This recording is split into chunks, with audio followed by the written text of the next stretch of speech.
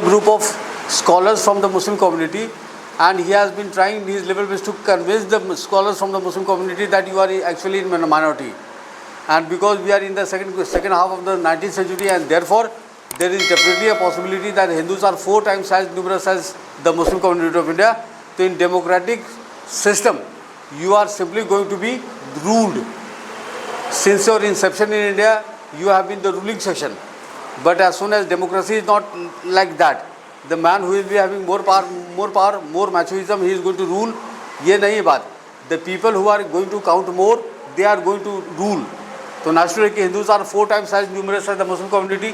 इसका मतलब होता है कि they will be 80% members of the Parliament of India will always be coming from the Hindu community of India, and 20% they will be from the Muslim community. इसका मतलब होता है कि just to make the law you require simply support of 51%. And 80% population is of India is of the Hindus. So naturally कि after in democratic, if India is going to gain her independence, so naturally कि Hindus are 80%, so they are going to make the law, and you will have to regulate your life affairs according to the law that has been made by the Indian Hindus. So from the ruling section, you are simply going to turn out to be the ruled section. You have been ruling over Indian Hindus. And now in democratic setup, if India is going to gain her independence, so you will be ruled and the Indians will be the rulers. So if you are ready to accept this change reality, so it's all right. Otherwise, you simply show your separatism, you simply show your isolation from the Hindu community of India. It will be better for you. जब वो नहीं वहाँ पे, तो यहाँ पे अब बोल दिया यहाँ पे बोल दिया कि 7 non-official members were to be elected from the constituencies that were reserved for the Indian Jamidars. Indian Jamidars को ये पता था, Indian Jamidars and the princes of India, they were 100% aware of the fact that as soon as India is going to gain her independence, India is going to develop a democratic setup. So we are very happy by declaring or by accepting ourselves to be Nizam of Hyderabad, rather to be MP of Hyderabad.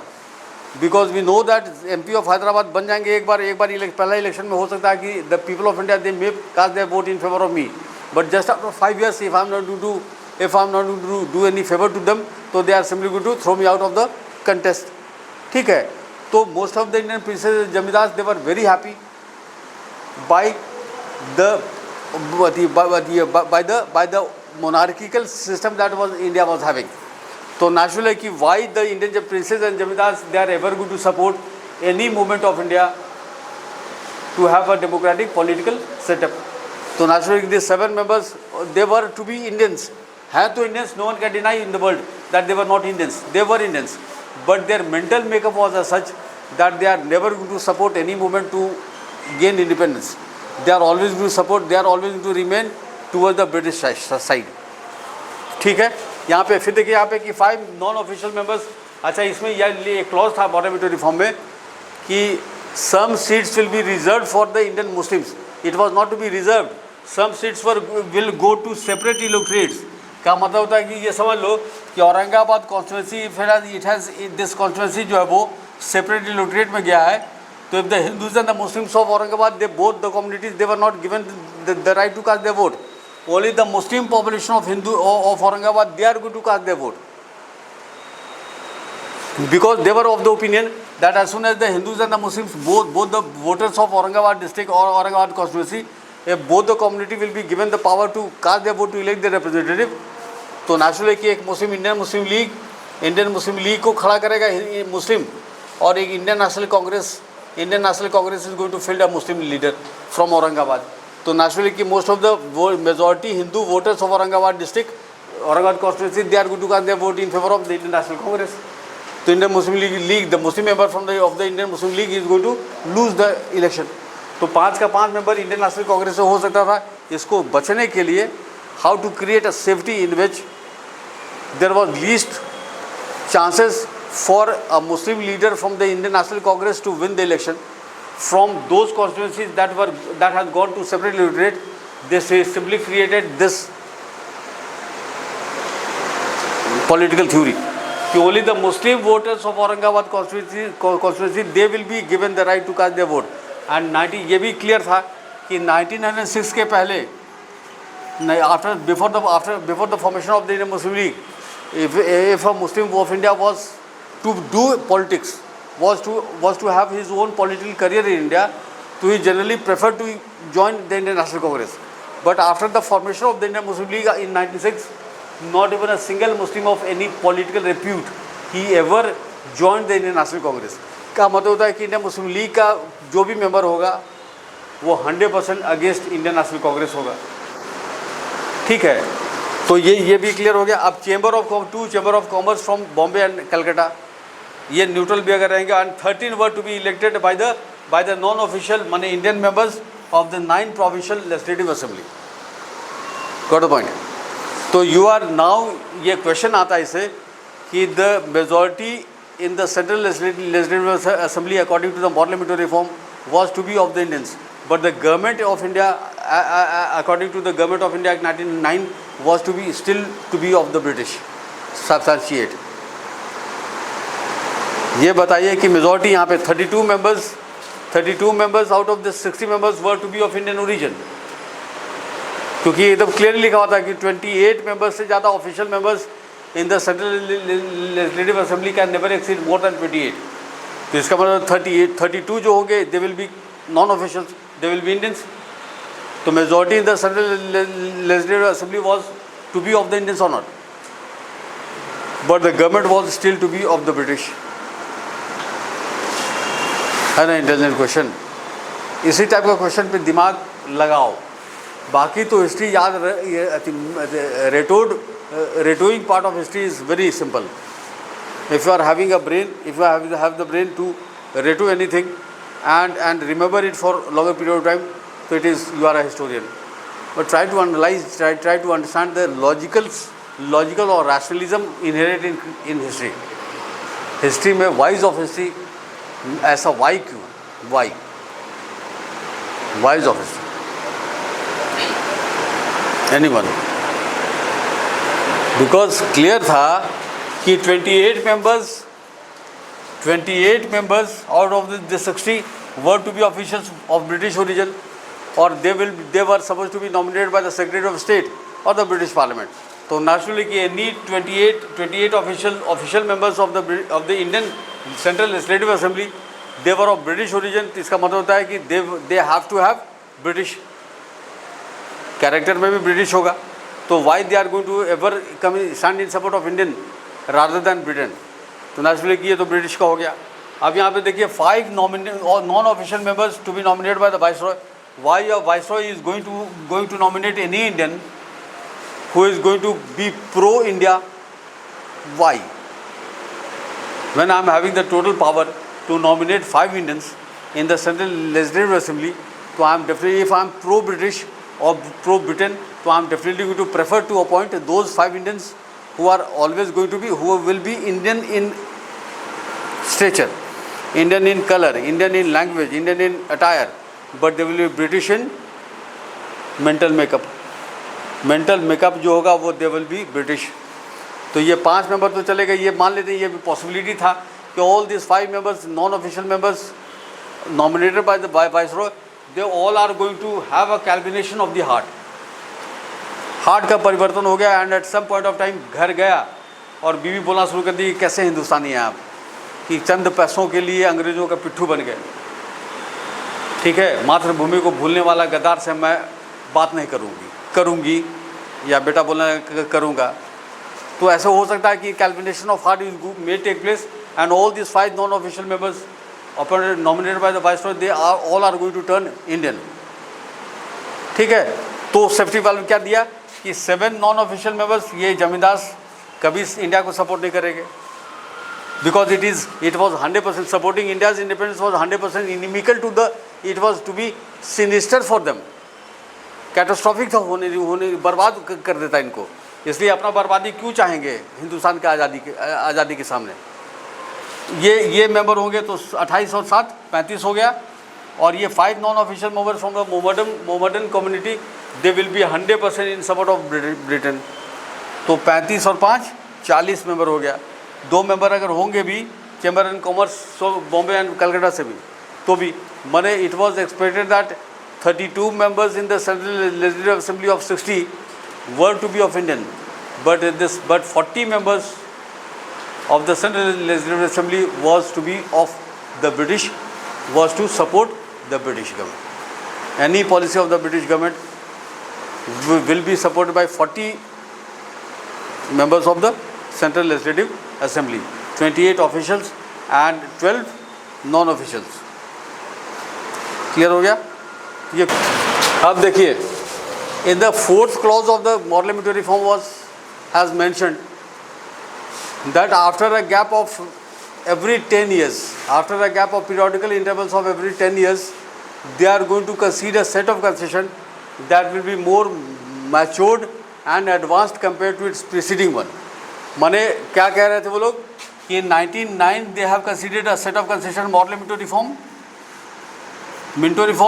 In 1919 they are going to give us another set of reform, Montagu-Chisholm reform. And ये clearly उसमें mention था कि यहाँ पे the government of India act 1919 will be more advanced and matured compare to its preceding one. का मतलब model एमेंटो reform से बहुत आगे होगा, एडवांस्ड होगा और मैच्योर्ड होगा मॉडल एमेंटो रिफॉर्म या गवर्नमेंट मोंटागू-चेस्टम रिफॉर्म या government of India act 1919. And in 1929 after 10 years in 1929 they are going to concede. पर ये नहीं आया था, 1935 आया, ये गवर्नमेंट ऑफ इंडिया एक्ट 1935 आ गया यहाँ पे, ये 1935 और 1935 के बाद आया 1900, ये 45 आना चाहिए था, पर क्विट इंडिया मूवमेंट हो गया तो ये और उसके बाद आज़ादी मिल गया. मैंने यहाँ पे देखिए बढ़िया समझा दे रहा है. गवर्नमेंट ऑफ इंडिया एक्ट 1909 आया, मोंटागू-चेस्टम रिफॉर्म आया, गवर्नमेंट ऑफ इंडिया एक्ट 1919 आया और फिर 1929 में आना चाहिए था, पर it did not come because Simon commission वगैरह की याद होगा तुमको कि साइमन कमीशन वगैरह आ गया 1927 से. It was clear that the Indians are now planning something. Once again, they are planning some mass movement. So there was a total political ruckus created in India in around 1929, and therefore the government of India in 1929 that was to be given to Indians in 1929, it did not come, and it came after the end of the civil disobedience movement on 4th April 1934. 4th April 1934 खत्म हुआ civil disobedience movement, and in 1935 they gave the government of India in 1935. It was actually the government of India Act 1929. ठीक है, फिर 1945 में आना चाहिए था या 1939 में आना चाहिए था, पर 1939 को सेकेंड वर्ल्ड वार हो गया. तो सेकेंड वर्ल्ड वार के during the second world war they are directly fighting the second world war, so they don't have the time to concede a set of concession, another concession, and therefore 1942 के बाद quit India movement हो गया and 1945 तक quit India movement चला. ये last quit India movement में पढ़ाएंगे तुमको कि at the last resort every Indian every satyagrahi will be his own master but the servant of the whole nation. he will take a vow, either he is going to make his mother country free or he is going to die in an attempt to make it so. का मतलब होता है कि the quit India movement was to last until India gains her independence.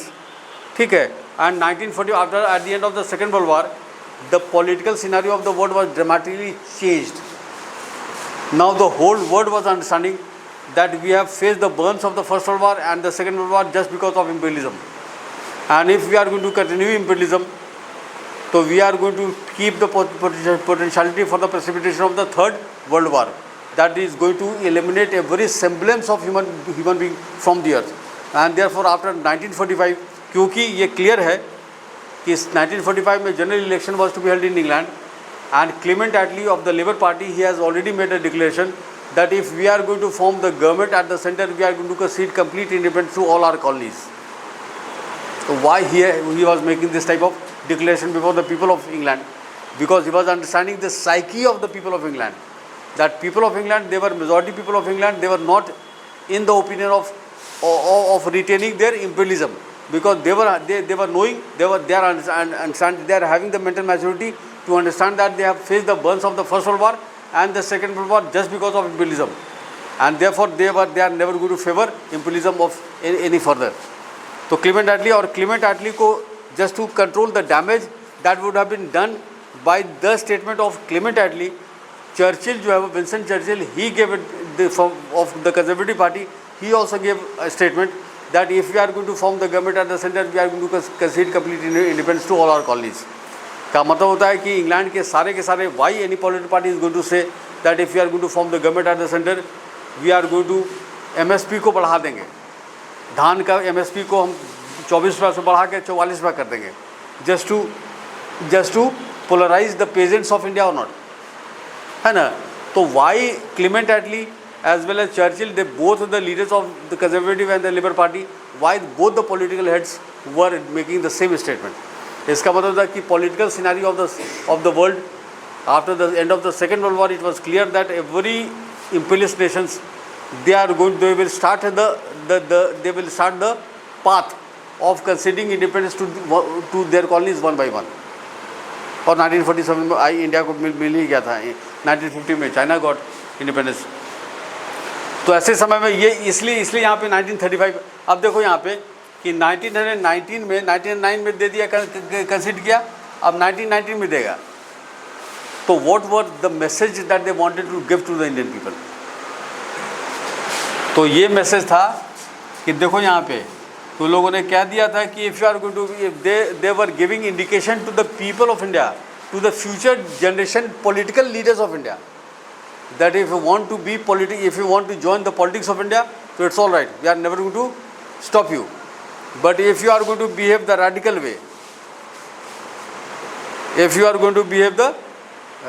way, so this is the ill treatment that you are going to meet. कि लाठी मारेंगे, ये डंडा मारेंगे, कपार फोड़ेंगे और सर तोड़ देंगे. because he has written one anti-British article in his Kesari, he was sent into cellular jail, he was imprisoned for all times to come. जिंदगी भर के लिए उनको जेल में डाल दिया. Aurobindo Ghosh, who was participating actively in the Swadeshi Boger movement, after 1997 and 1998, he was also beaten mercilessly. And finally in 1908 he pledged that he don't have to play any politics of India. He simply Aurobindo Ghosh Aurobindo आश्रम खोल के पूरा का पूरा साधु बन गए. इतना तोड़ा उनको अंग्रेज कि साधु बन गए कि हमको राजनीति नहीं करना है. लाला लाजपत राय का हल किया वैसे ही. तो almost all radical faction of the Congress, it was ruthlessly suppressed. तो why they were playing dual standard? On one hand they were suppressing one group of Indian people, on the other hand they were gifting another group of Indian people. They were suppressing the radicals and they were gifting the moderates, है ना. तो इसका message उनका देना चाह रहा था. The science behind there declaration was कि if you have to play, you are all are Indians, you are having the democratic right to fight for India's independence, but if you are going to, if you are having a mental makeup that you have to fight for India's independence through the radical way, so this is the ill treatment that you are going to meet.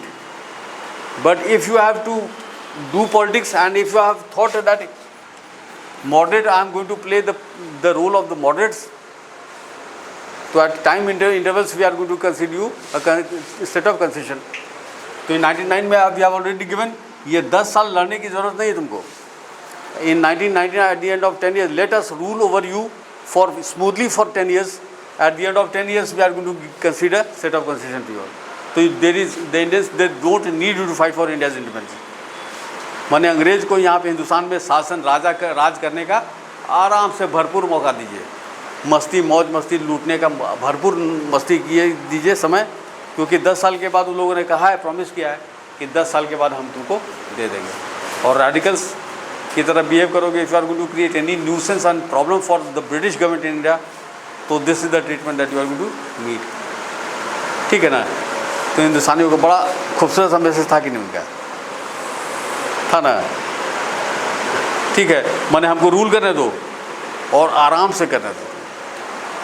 Problem करेगा तो तोड़ेंगे, और नहीं करेगा problem तो 10 साल में 100 रुपया तुमसे लूटेंगे, उसमें से 10 रुपया तुमको दे देंगे केक खाने के लिए. ठीक है, पर समझो यू, इट इज़ क्लियर ना, इट इज़ क्लियर. अब देखते हैं 1911 में we are coming to a, in 1911 1911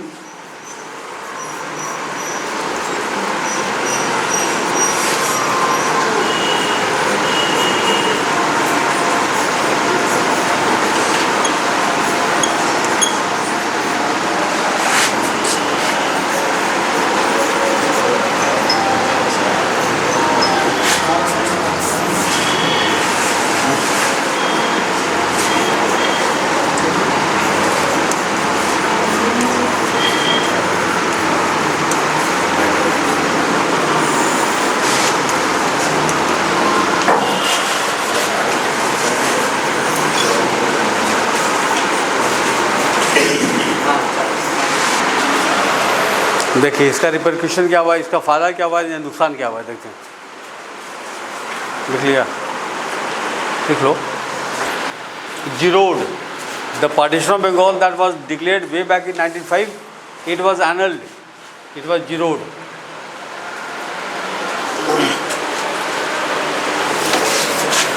अब देखिए, this was in fact Delhi Darbar. King George V, he had a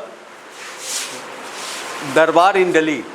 दरबार लगाते थे, राजा वगैरह जो थे ना पहले दरबार लगाते थे, मीटिंग नहीं करते थे। They never use to come to the meeting house, they simply use to hold a durbar. और king George V, because he was in for the king of India and therefore he had a durbar in Delhi which is commonly known as Delhi durbar. And in Delhi durbar he made 2 declarations. One was the annulment of the that proved to be a blessing in disguise for India. देखो, what was in fact the dirty intention of King George V behind the declarations, but both these declarations proved to be a turning point in the history of India, or it proved to be a blessing in disguise. कैसे कि annulment of the partition of Bengal in 1905, why just try to understand कि partition of Bengal जब किया था उन लोगों ने 1905 में, तो they have already invited a few fanatic Muslims, intellectuals, and they had simply made them very clear that the partition of Bengal, the way we are going to partition Bengal, it is going to favor the Muslim community of Bengal.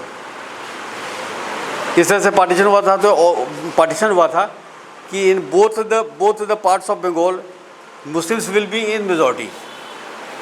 या party simple याद रखो ना कि they are going to do the partition of Bengal the way that is going to benefit the Muslim community of Bengal. So the partition of Bengal, the way it was to be done to the favor of the Muslim community of India. So Muslims, they were pacified, and in return for the partition of Bengal, the Muslims, the same fanatic Muslims who had participated in the Simla conference of 1903 with Lord Curzon, they had assured them the formation of the Indian Muslim League.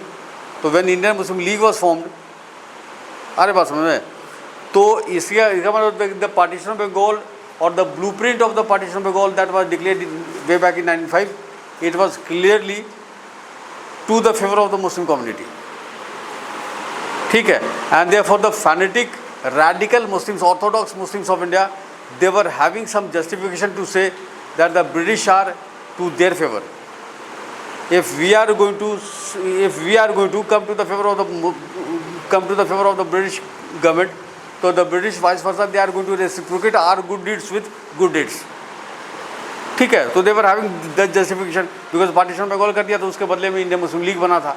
और फिर 1999 में parliamentary reform में they have already provided safety to the Indian Muslims, that Indian Muslims का chance नहीं था कि out of the 60, or if the parliament is going to be enlarged from 60 to 600, there was 100% chance that not even a single Muslim candidate is ever going to win the election from any part of India, because in every part of India the Hindus were in majority, so they are always going to support the candidate of the Indian National Congress. तो मुस्लिम का तो एक भी वहाँ आने जरूर needed the formation of the Indian Muslim League, so they brought closer to they brought this partition of Bengal to favor the Muslim community. When Indian Hindus became very problematic for them during the Swadeshi and Bhagwan movement, just to pacify them, उनको pacify करने के लिए वो लोगों ने now they are declaring the annulment of the partition of Bengal. अब कहाँ चला गया partition of Bengal? ठीक है ना, पार्टीशन ऑफ बंगाल जब जरूरत था उसको तो पार्टीशन ऑफ बंगाल कर दिया, पर जब हिंदुओं को सब खुश करने का बारी आया तो annulment of the partition of Bengal को एनल कर दिया, जीरो कर दिया। इसका मतलब होता है कि जरूरत whatever a single action, political action taken by the British in India is 100% based on political expediency. They are neither of the Hindus nor of the Hindus, they are 100% of their, they are 100% self centric people.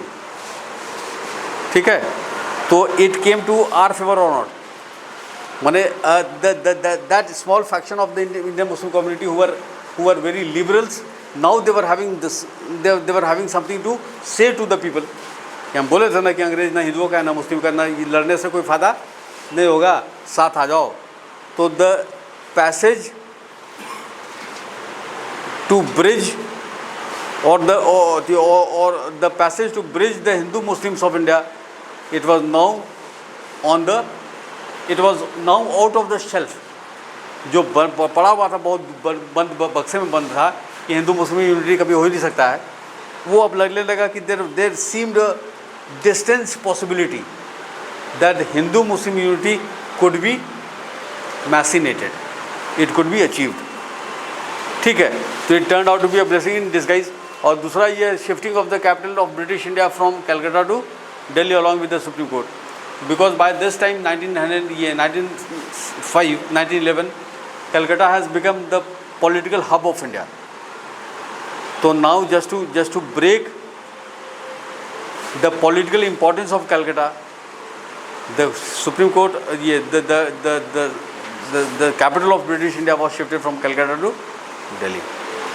ठीक है, तो दिल्ली में shift किया तो उससे क्या फ़र्क पड़ता है. तो whatever intelligence that they used in Delhi Darbar, it proved to be a blessing in disguise for Indians. यहाँ तक क्लियर. नाउ कल tomorrow we are going to start from 1912.